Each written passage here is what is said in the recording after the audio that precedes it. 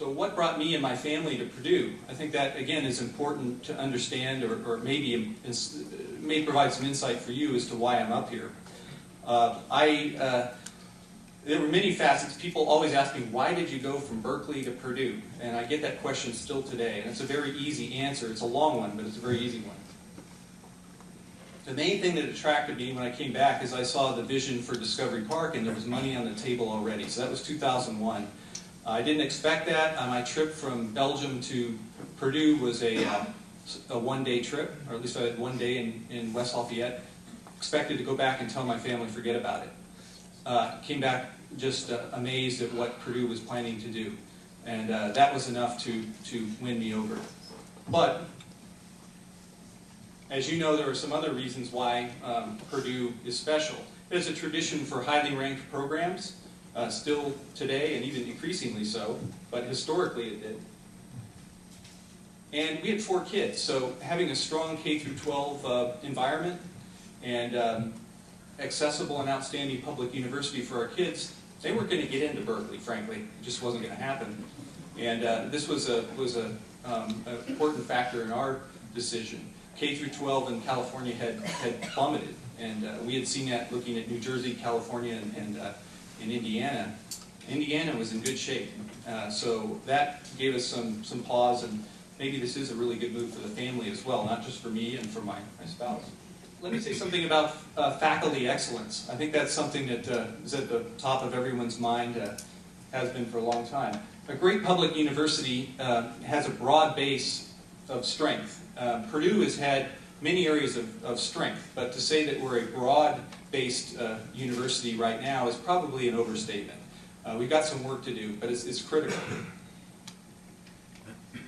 And I've learned a lot of this, again, from my experience at Berkeley, where it was a broad university. And Purdue has not been traditionally aimed at that, but I think we're on that track.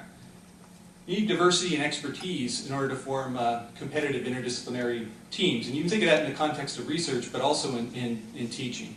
If you're doing a group exercise in a class, you know that you see much livelier discussion, much more meaningful discussion, when you have a broad range of disciplines involved in that discussion or that project.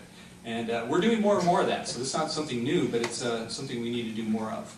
One thing that's important is making the university seem smaller. It's a huge university, so make it seem smaller to freshmen and sophomores. The Boiler Gold Rush and some of the other programs are doing that. I think we need to keep working on that. Global experiences, we can talk about that later if you're interested. My kids have benefited from that. I think that's something that every student should have access to. Not everyone will do it, but they should all try. And there's this big discussion, and we can maybe elaborate on that afterward, of preparation and access, the trade-offs associated with that at a public university. I'd like to close, though, with a broader discussion, just a couple of slides. Really, it's just one I'm going to build on, about the future of the public university. And I see Purdue as a potential laboratory for that. As I mentioned before, in all of my experiences, I've plunged into high-risk situations and just love that. That's where I want to be.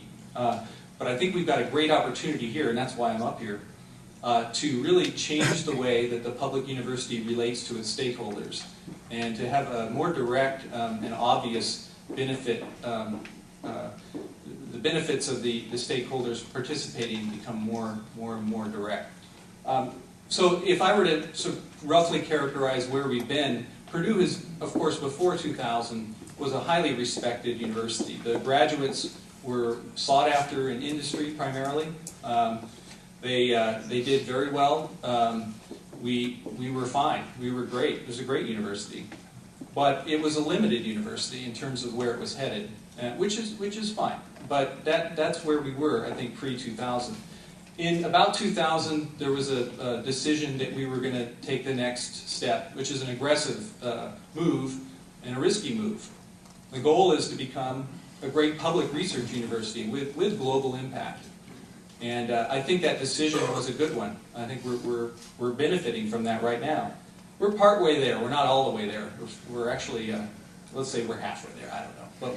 But we're getting there. We're certainly on that trajectory.